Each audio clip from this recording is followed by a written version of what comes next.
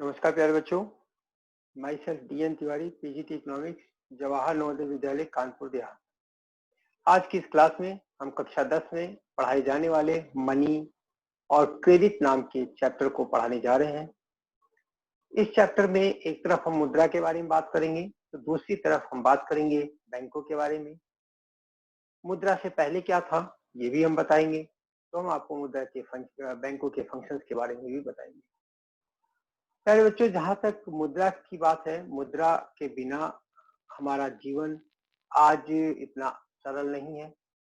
मुद्रा की अगर हम बात करें तो मुद्रा की कमी में, मुद्रा के अभाव में हमारे लिए किसी भी प्रकार से सरवाइव करना असंभव सा लगता है।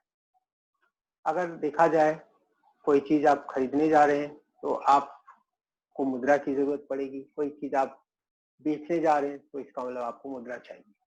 कहीं आप नौकरी करते हैं तो आपको मुद्रा चाहिए, मुद्रा के लिए ही नौकरी कर रहे हैं। कहीं आप अपनी सेवा प्रदान कर रहे हैं तो आपको मुद्रा ही चाहिए। प्यारे बच्चों, ये मुद्रा है क्या चीज, इसी के बारे में हम आज के चैप्टर में पढ़ेंगे। अगर देखा जाए तो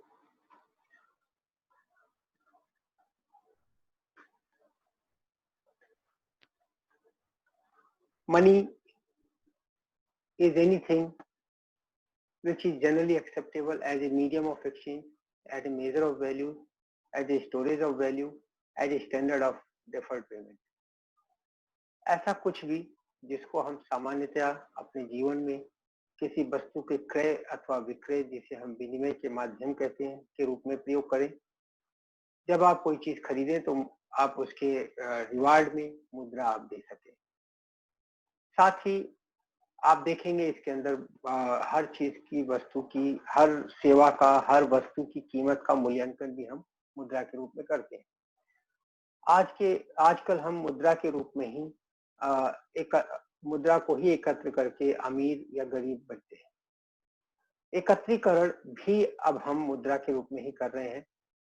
सबसे पहले हम लोग जो एकत्रीकरण करते थे वो हाथी, घोड़े, सामान, इन सब में करते थे। और अब जो हम अपने आप को एक धन की बात करेंगे तो वो मुद्रा के रूप में ही हम धनी बनते हैं। मुद्रा अगर नहीं है तो हम गरीब कहलाते हैं। भविष्य में जो हमें भुगतान करना होता है वो भुगतान भी हम मुद्रा के रूप में ही करते हैं। प्यारे बच्चों, मुद्रा is nothing but which can be accepted as a medium of exchange, as a measure of value, as a standard of deferred payment, as a storage of value। इसीलिए कहा गया है money is a matter of functions for a measure, a medium, standard and store. मुद्रा के है कार्यचार, माध्यम, मापन, मान, आधार। मुद्रा से पहले क्या था? मुद्रा से पहले बार्टर सिस्टम हुआ करती थी, जिसे हम वस्तु विनिमय प्रणाली कहते हैं। वस्तु और विनिमय प्रणाली में जो गुड्स एंड सर्विसेज को एक्सचेंज किया जाता था, goods and services, real flow, वास्तविक प्रवाह उस समय पाया जाता था, क्योंकि मुद्रा नाम की चीज नहीं थी, इसलिए मौद्रिक प्रवाह का पूर्णतया अभाव था। बार्टर सिस्टम की कुछ कमियां थी। इन कमियों को दूर करने के लिए मुद्रा का प्रादुर्भाव हुआ। सबसे बड़ी कमी तो इसकी मानी जाती थी problem of double coincidence. Double coincidence का मतलब होता था कि दोहरा संयोग, यानी कि जो मेरे पास मुझे चाहिए वो आपके पास सरप्लस होना चाहिए, जो आपको चाहिए वो मेरे पास सरप्लस होना चाहिए। दोनों संयोग एक साथ स्थापित होंगे तभी सौदा होगा। आइए एक एग्जांपल के माध्यम से इसको समझते हैं।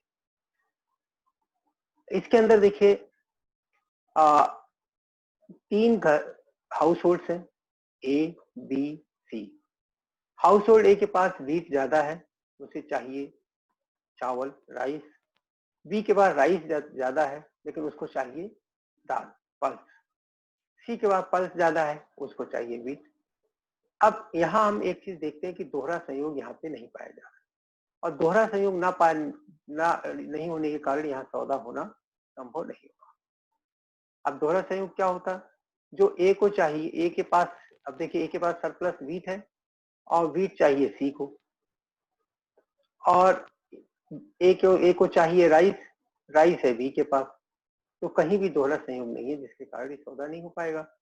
आज के आधुनिक अर्थव्यवस्था में क्या होता है, आधुनिक अर्थव्यवस्था में यही तीनों हाउस होल्डर हैं, अपने ए के पास जो वीट है वो वीट को बाजार में बेच देगा, ये हमारा बाजार है और पैसा उसके पास मनी आ जाएगी। बी क्या करेगा, अपने राइस को बाजार में बेच देगा, उसके हाथ में भी पैसा आ जाएगा। सी क्या करेगा, पल्स को बेच देगा और उसका पैसा आ जाएगा। बाजार में तीनों सामान आ गए और लोगों के हाथ में एक यूनिक करेंसी आ गई। अब वो उस मुद्रा के माध्यम से चाहे जो अपनी इच्छा अनुसार खरीद सकते हैं, किसी से किसी को मिलने की जरूरत नहीं है, दुकान पे सब अवेलेबल हो जाता है। दूसरी बात है lack of common measure of values. अगर हम करें कि जैसे कॉमन मेजर ऑफ वैल्यूज पहले नहीं हुआ करता था बार्टर सिस्टम में, आज हर चीज की वैल्यू वैल्यू हम किससे देखते हैं, मुद्रा में देखते हैं। आप जाइए, सिनेमा का टिकट कितने का वैल्यूएशन मुद्रा में है, सड़कों का वैल्यूएशन मुद्रा में है, ऑयल का वैल्यूएशन मुद्रा में है, पेट्रोलियम प्रोडक्ट्स का वैल्यूएशन मुद्रा में है, गोल्ड का वैल्यूएशन मुद्रा में है। Everything is being evaluated in terms of money only. तो अगर देखा जाए तो इसके अंदर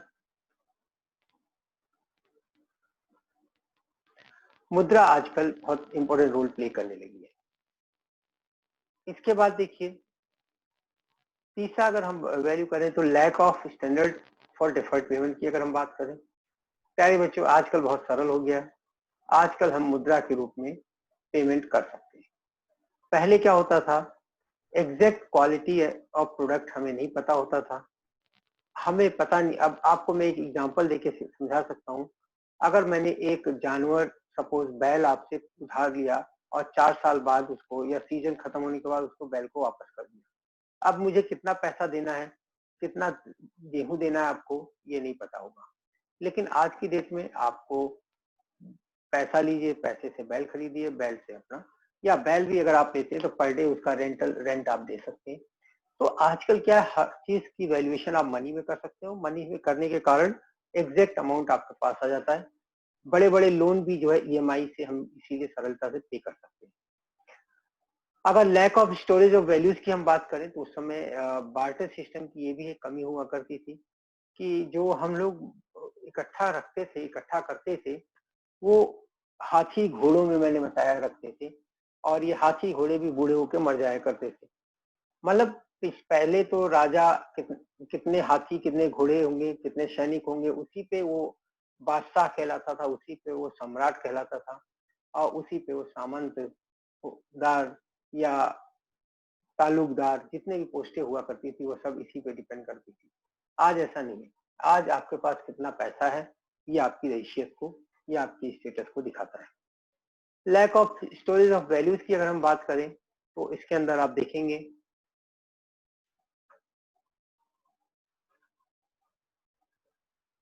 स्टोरेज ऑफ वैल्यूज की बात करें तो आजकल हम लोग मतलब सीधी सी बात है, रुपए में हम स्टोर करते हैं, ना कि जानवरों में, ना कि सामानों में। क्योंकि सामानों और जानवरों को रखने में एक तो ड्यूरेबिलिटी की प्रॉब्लम हुआ करती थी, दूसरे उनका कॉस्ट ऑफ स्टोरेज बहुत ज्यादा हुआ करता था। Problem for transfer of values. प्यारे बच्चों पहले के जमाने में जब मुद्रा नहीं थी, उस स्थिति में हम क्या करते थे, अगर हमें एक जगह जाना से दूसरी जगह जाना होता था तो हमें अपना सारा सामान छोड़कर जाना पड़ता था, खेत भी छोड़ के जाना पड़ता था, घर भी छोड़ के जाना पड़ता था। और आज की डेट में क्या है, आप वो सब वहां भेज दीजिए और नई जगह जाकर के खरीद लीजिए। तो ट्रांसफर ऑफ वैल्यूज भी आज संभव हो गया। तो शॉर्ट में अगर हम मनी की डेफिनेशन की बात करें तो money is anything which is generally accepted as a medium of exchange, as a measure of values, as a storage of values, as a means for deferred payment. इसके functions की अगर हम बात करें तो मुद्रा के फंक्शंस देखिए, सबसे पहले वही है जो इसका काम करता है, मेजर ऑफ वैल्यूज एक्सचेंज है, मीडियम ऑफ एक्सचेंज के रूप में काम करता है, किसी वस्तु को खरीदने बेचने में मुद्रा की जरूरत पड़ती है। मेजर ऑफ वैल्यूज की बात है, किसी वस्तु की जो वैल्यूएशन है वो कितने रुपए की है, ये सब रुपए यानी मनी में ही कन्वर्ट किया जाता है। अगर आपको कोई चीज स्टोर करना है तो मुद्रा में ही स्टोरेज आजकल संभव, आपके बैंक में कितना पैसा है यही आपको आपका स्टेटस बताएगा। फिर अगर आपने कोई कर्जा लिया है तो उसको प्रिंसिपल प्लस इंटरेस्ट जोड़ करके आपको बता दिया जाता है कि पर मंथ आपको इतने साल तक देना है, आपका कर्जा खत्म हो जाएगा। ट्रांसफर ऑफ वैल्यूज भी एक जगह से दूसरी जगह मुद्रा में करने लगे हैं। टाइप्स ऑफ मनी की अगर हम बात करें तो मुद्रा के बहुत सारे प्रकार हैं, जिसमें currency, coin, notes, cheques, ATM, debit card, demand draft, plastic money, इन सब के बारे में भी हम डिटेल में पढ़ेंगे। एक स्लाइड आपके सामने आ गया है जिसमें हमने सबसे ऊपर करेंसी एंड कॉइन नोट्स को दिखाया है। देखिए कॉइन्स हैं और ये करेंसीज हैं, इंडिया के बारे में ही हम बता रहे हैं आपको। दूसरा हमने चेक्स दिखाया है। चेक में देखिए एक इंस्ट्रूमेंट होता है जो बैंक अपने अकाउंट होल्डर को देता है, और अकाउंट होल्डर जिसको पेमेंट करना होता है वो चेक इस तरीके से दे सकता है। इसके बाद डिमांड डिपॉजिट्स भी होता है, जो आपको आपके अकाउंट में जमा है वो डिमांड डिपॉजिट आप कभी भी निकाल सकते हैं। अदर डिपॉजिट्स भी जो बैंक में आपने जमा कर रखे हैं वो भी आप निकाल सकते हैं। फिर प्लास्टिक मनी के रूप में आप देखिए आपके पास डेबिट कार्ड, क्रेडिट कार्ड, ये सब है, और शर्त यह है कि ये सारे के सारे किसी न किसी बैंक से ऑथराइज होने चाहिए। अब have a look on these logos. ये लोगो क्या दिखाते हैं? सारे के सारे लोगो हैं किसी न किसी बैंक के। ये HDFC बैंक है, ये SBI बैंक का लोगो है, ये OBC बैंक का लोगो है, तो ये देना बैंक का लोगो है, ये यूनियन बैंक है। कुछ बैंकों को मर्ज करके बड़े बड़े बैंक बनाने की कोशिश की जा रही है। तो आइए देखते हैं ये होता क्या है। Bank is nothing but an organisation which accepts credit and advances. यानी बैंक ऐसे संस्थाओं को कहते हैं जो कि जनता से जमा स्वीकार करते हैं और उनको जरूरत पड़ने पर ऋण देते हैं। बैंक को हम कमर्शियल बैंक और जो कमर्शियल बैंक है उनको हम दो भागों में बांट सकते हैं, scheduled bank and non scheduled bank. Scheduled bank further private bank भी हो सकते हैं, पब्लिक बैंक भी हो सकते हैं और फॉरेन बैंक भी हो सकते हैं। अब देखिए ये लोग क्या कर रहे हैं, ये देखिए अपना जो काम करके पैसा जमा करके, ये जो सेविंग का इंडिकेटर है, और पैसा अपना जमा कर रहे हैं और जरूरत पड़ने पे लोन लेकर घर के लिए लोन ले रहे हैं। ये एक फंक्शनिंग हमने बैंक की दिखाई है, और बैंक में पैसा आ रहा है, पैसा जा रहा है, इस तरीके से हम दिखाने की कोशिश कर रहे हैं। बैंकों के कार्य क्या है? बैंकों के कार्यों को प्रमुख रूप से दो भागों में बांटा जा सकता है, एक प्राइमरी फंक्शन और दूसरा आप देखेंगे सेकेंडरी फंक्शन। जहां तक प्राइमरी फंक्शंस की बात है तो इनका they accept deposits and gives loan. दूसरी तरफ सेकेंडरी फंक्शंस इनके सामान्य कार्य है, जो दिन प्रतिदिन ये लोग काम करते हैं, पैसा जमा करते हैं, निकालते हैं और जरूरत पड़ने पर आप जा करके निकाल लेते हैं, तो बैंकिंग फंक्शन जिसे आप कहते हैं। इन फॉरेन ट्रेड में भी इनका वो रोल है, फॉरेन एक्सचेंज में भी इनका रोल है। आपके एजेंट के रूप में भी बैंक काम करते हैं, आपका टेलीफोन का बिल देते हैं, आपका LIC का प्रीमियम देते हैं, आपका बिजली का बिल भी देते हैं, आपके बच्चों की फीस स्कूल में जमा करते हैं, आपका शेयर्स आप खरीदते हैं, आपके बिहाफ पे शेयर्स को बेचते हैं। ये सारे काम एजेंसी रिलेटेड फंक्शंस हैं जो कि हर क्वेश्चन पेपर में आपको दिखाई पड़ेगा। What are the agency related functions of commercial bank? कल्याणकारी कार्य भी बैंक करते हैं, ये डोनेशन देते हैं, हैंडपंप्स लगवाते हैं, मेडिकल फैसिलिटीज में प्रोवाइड करते हैं। इस तरीके से ये लोग कल्याणकारी कार्य भी करते हैं। इसके अलावा बैंक को और भी बहुत सारे करने होते हैं जो कि सरकार या RBI के दिशा निर्देश से करते हैं। प्राइमरी फंक्शंस की अगर हम बात करें तो इसमें दो फंक्शंस प्राइमरी माने गए हैं, they accept deposits and lend give money to the lenders. अब जो डिपॉजिट एक्सेप्ट किया जाता है, वास्तव में डिपॉजिट एक्सेप्ट करने के लिए सबसे पहले सेविंग अकाउंट खोला जाता है, फिर करंट अकाउंट खोला जाता है, फिर फिक्स डिपॉजिट होता है, फिर रिकरिंग डिपॉजिट होता है। सेविंग अकाउंट कोई भी हाउस होल्ड खोल सकता है, उसको एक सर्टेन अमाउंट, आजकल 500 रुपया, कुछ बैंकों में 1000 रुपये मिनिमम बैलेंस के रूप में रखना पड़ता है, अदरवाइज उसको मिनिमम बैलेंस चार्ज देना पड़ता है।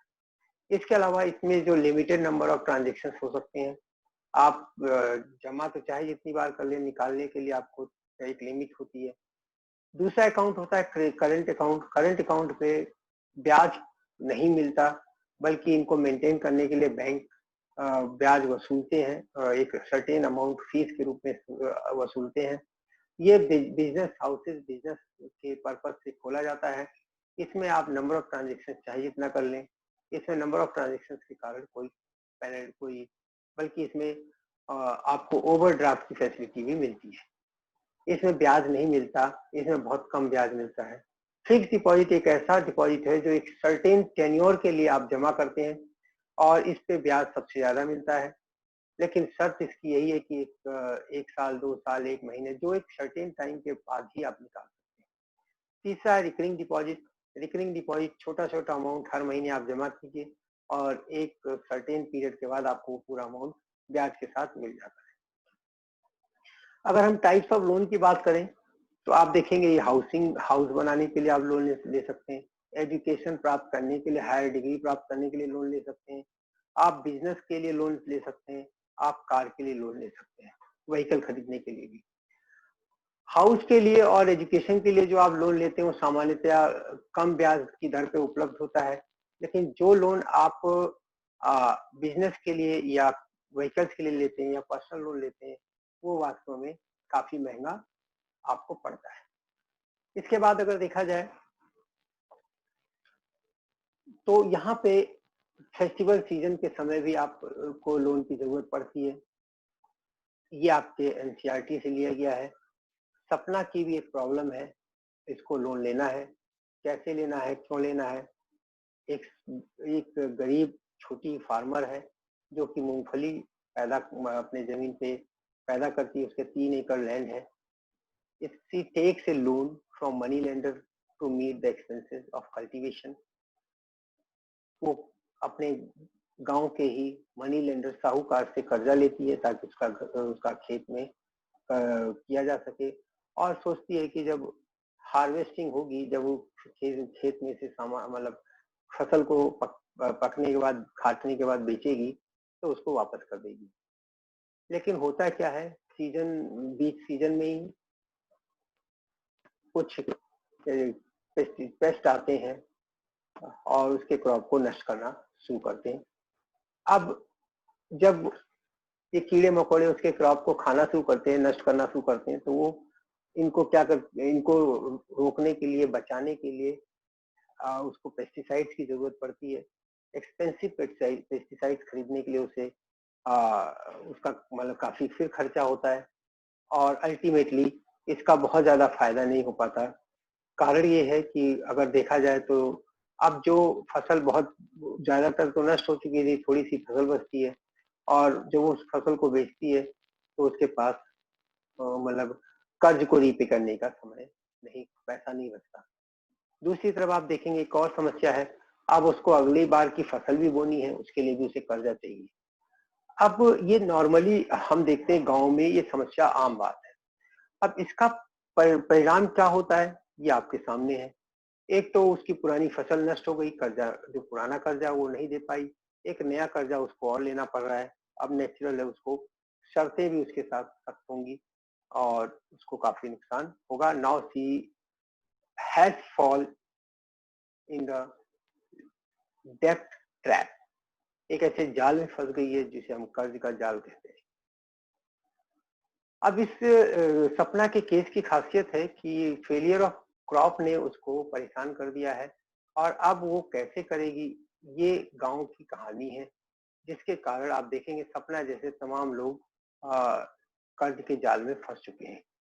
इसके अलावा अगर हम आगे बढ़े, in the situation credit help in, दूसरी बात एक और अगर हम केस देखें तो उस केस में आप क्या देखते हैं कि सलीम नाम का एक जूता बनाने वाला व्यक्ति होता है। वो क्या करता है, उसके पास एक ऑर्डर आता है कि भाई तुम्हें 1 महीने के अंदर 3000 पेयर शूज के बना के देने हैं। अब इसको कंप्लीट करने के लिए वो क्या करता है, सलीम क्या करता है, कहता है कि भैया ठीक है, एक तो रॉ मटेरियल जिससे खरीदता है उससे कहता है कि भाई तुम रॉ मटेरियल दो, मैं तुम्हारा पैसा बाद में दूंगा। और दूसरी बात जो लार्ज ट्रेडर्स होते हैं, जो बड़े ट्रेडर्स हैं, उनसे कहता है कि तुम मुझे पैसा दो, है ना, ताकि मैं 1000, अब जैसे ऑर्डर दिया 3000 का तो उसने कहा तुम 1000 का एडवांस मुझे दो। तो एक तरफ तो इसने कच्चा माल उधार पे ले लिया और दूसरी तरफ 1000 रुपये का 1000 पेयर ऑफ शूज का सामान उसने एडवांस के रूप में ले लिया ट्रेडर से। तो ऐसी स्थिति में क्या होता है, वो जूता बना लेता है 1 महीने में और जूता बना करके वो अपना डिलीवर कर देता है, अल्टीमेटली उसे फायदा होता है। एक कर्जा लिया सलीम ने, दूसरा कर्जा लिया सपना ने। सपना का जो कर्जा है वो उसको कर्ज के जाल में फंसा रहा है, और सलीम का जो कर्जा है वो कर्ज को देख उसको काफी फायदा पहुंचा रहा है। अब ऐसे केसेस में क्या किया जाना चाहिए? आइए, कर्ज आप ले सकते हैं, हाउसिंग लोन जो बहुत फेमस है। अगर आपको घर बनाने के लिए कर्जा चाहिए तो आप देख सकते हैं कि कितना शानदार घर बना हुआ है। ये एनसीईआरटी की ही किताब से लिया हुआ है। प्यारे बच्चों, अगर देखा जाए तो मेघा का केस दिया गया है। आइए इस केस को पढ़ें। मेघा की खासियत क्या है कि she has taken a loan of ₹5 lakh from the bank to purchase the house. The annual interest rate on the loan is 12% and the loan to be paid in 10 years. 10 साल में उसे पे करना है, 12% ब्याज है इन मंथली इंस्टॉलमेंट से। Megha had to submit, अब इसको लिए क्या चाहिए होगा, क्या सबमिट करना होगा? बैंक का डॉक्यूमेंट। उसको बैंक में क्या क्या सबमिट करना है? डॉक्यूमेंट शोइंग हर एम्प्लॉयमेंट रिकॉर्ड, जहां वो काम करती है उसका रिकॉर्ड उसको देना होगा। उसको अपनी सैलरी का स्लिप देना होगा, और उसके बाद बैंक का 6 महीने का वो क्या कहते हैं उसको स्टेटमेंट देना पड़ता है। ये सारे डॉक्यूमेंट, इसके बाद जो हाउस वो खरीद रही है उसका सारा पेपर उसे जमा करना होता है। ये देने के बाद उसको आराम से लोन मिल जाता है।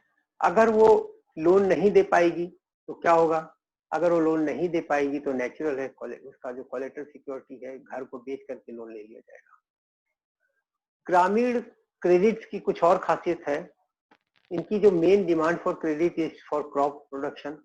Crop production involves considerable cost on seeds, fertilizers, pesticides, water, electricity, repair of equipment, etc. There is a minimum stretch of 3 to 4 months between the time when the farmer buy these inputs and when they sell the crop. 2-3 महीने के अंदर उनको सारा काम करना होता है खरीदने और बेचने के दौरान। Farmer usually take crop loan at the beginning of the season and repay loan after harvest. Repayment of the loan crucially depends on the income. अब कई समस्याएं आती है। सबसे पहली बात तो जब फसल कटती है तो कीमतें कम हो जाती हैं, और दूसरी बात बीच में अगर उसको जैसे बताया गया अभी केस आपको हमने बताया, उस केस में आपने देखा कि लोन तो ले लेती है सपना लेकिन वो पे नहीं कर पाती। टर्म्स ऑफ क्रेडिट की अगर हम बात करें तो सबसे पहले तो जब भी आप कर्ज लेने जाते हैं तो आपको ब्याज की दर देनी पड़ती है, आपको कोलेटरल सिक्योरिटी भी देनी पड़ती है कर्ज के अगेंस्ट। जैसे उस केस में आपने देखा कि कर्ज के अगेंस्ट उसकी सिक्योरिटी है, घर का पेपर वो जमा कर रही है ना। अगर आप कोई लाइव स्टॉक खरीद रहे हैं तो लाइव स्टॉक की मालकियत देनी होगी, गाड़ी खरीद रहे हैं तो गाड़ी का के पेपर उसको जमा करने पड़ेंगे। इस तरीके से बैंक में वो ओरिजिनल पेपर जमा रहे। इसके अलावा भी डॉक्यूमेंट जो जरूरत पड़ता है बैंक, सैलरी स्लिप के रूप में, पैन कार्ड के रूप में, और इसके अलावा और भी कोई पर्सनल सिक्योरिटी भी आपसे बैंक ले सकता है depending upon your repayment capacity. Sources of financing की अगर हम बात करते हैं तो there are informal sources of financing loan. इसके अलावा आप देखेंगे फॉर्मल और इंस्टीट्यूशनल लोन भी आपको मिल सकता है। अगर हम इनफॉर्मल की बात करें तो इसमें बड़े फार्मर्स होते हैं जो कर्जा देते हैं, इंटरमीडियरीज होते हैं जो आपसे सामान खरीदते हैं और वहां शहरों में जाके बेचते हैं, साहूकार होते हैं, और फ्रेंड्स एंड फैमिली मेंबर्स होते हैं जिनसे आप कर्जा ले सकते हैं। ट्रेडर्स भी हो सकते हैं, आप जिनसे कर्जा ले सकते हैं। इन सबको हम इनफॉर्मल क्रेडिट लोन कहते हैं। अब इनफॉर्मल जो लोग होते हैं जो कर्जा देते हैं, अब उसमें इनफॉर्मल फाइनेंसिंग की खासियत सबसे बड़ी बात है इनका high rate of interest high होता है, लेकिन ये इजिली मिल जाते हैं। इनके लिए पेपर की जरूरत नहीं होती, लेकिन इसमें रिस्क ज्यादा होता है और कर्ज के जाल में फंसने का पूरा चांस होता है। फॉर्मल की बात है जो सेल्फ हाउसिंग ग्रुप्स हैं वहां से आप कर्जा ले सकते हैं, कमर्शियल बैंक से आप कर्ज ले सकते हैं, कोऑपरेटिव बैंक से ले सकते हैं, केसीसी वगैरह से भी कर्ज ले सकते हैं। इस जो फॉर्मल इंस्टीट्यूशनल कर्ज आप लेते हैं इनके लिए डॉक्यूमेंटेशन ज्यादा है चाहिए, सिक्योरिटी कोलेटरल सिक्योरिटी भी चाहिए, इसलिए लोग सामान्यतः इससे बचते हैं। प्यारे बच्चों, सोर्सेज ऑफ क्रेडिट अगर आप देखेंगे गांव में तो डेटा आपके सामने है और इसको थोड़ा और चाहे तो आप बड़ा करके देख सकते हैं। देखिए लगभग एक अनुमान के अनुसार आज भी जो है मनी लेंडर्स जो है कमर्शियल बैंक की तुलना में काफी बड़ा हिस्सा कर्ज का दे रहे हैं। हाँ, धीरे धीरे कोऑपरेटिव सोसाइटीज ने जगह ले लिया, सेल्फ हेल्प ग्रुप्स ने जगह लिया है और अब फाइनेंसिंग के मामले में इनकी भूमिका बढ़ती जा रही है। तो अब इसके बाद कुछ क्वेश्चंस आते हैं। In a situation with high risk, credit might create further problem to the borrower. Explain. High risk के केस में मैंने अभी आपको केस बताया, फसल नष्ट हो गई है तो आपको कर्ज देना मुश्किल हो जाएगा, ये तो आपके सामने है। How does money solve the problem of double coincidence, मैंने आपको बहुत एग्जांपल से बताया, आप चाहें तो पीछे स्लाइड में जाकर के अच्छे से इसको देख सकते हैं।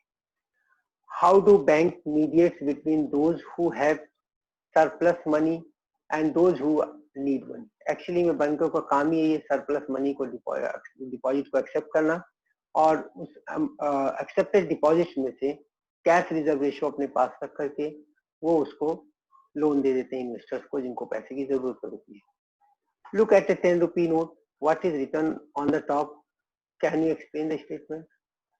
टॉप पे उसके सीधा भारतीय रिजर्व बैंक लिखा रहता है और भारतीय रिजर्व बैंक का मतलब RBI is the issuer of this currency. What do we need to explain formal source of credit in India? बेटे फॉर्मल सोर्सेज को हमें बढ़ाना होगा क्योंकि फॉर्मल सोर्सेज में एक्सप्लॉयटेशन नहीं होता, हर चीज क्लियर होती है, terms and conditions are already made clear, rate of interest is justifiable, and of course paper and documentation is required, but still we can make it bring it in the comfortability zone of the concerned ruler. Why do we need, इसके अलावा देखेंगे आप what is the basic idea behind self help group for the poor। प्यारे बच्चों, इसके अंदर वहीं के उसी गांव के लोग ही उसके मेंबर होते हैं, कुछ पैसा इकट्ठा करते हैं और आपस में उसको जिसको जरूरत होती देते हैं और बहुत नॉमिनल ब्याज या बिना ब्याज के पैसा दिया जाता है। What are the reasons why the banks might not be willing to lend to certain borrowers? सबसे बड़ी बात है उसकी रीपेमेंट कैपेसिटी डाउटफुल हो सकती है, हो सकता है उसने कर्जा लिया हो और वापस ना किया हो। तो आज के लिए इतना ही काफी है। धन्यवाद। Thank you. Have a nice day.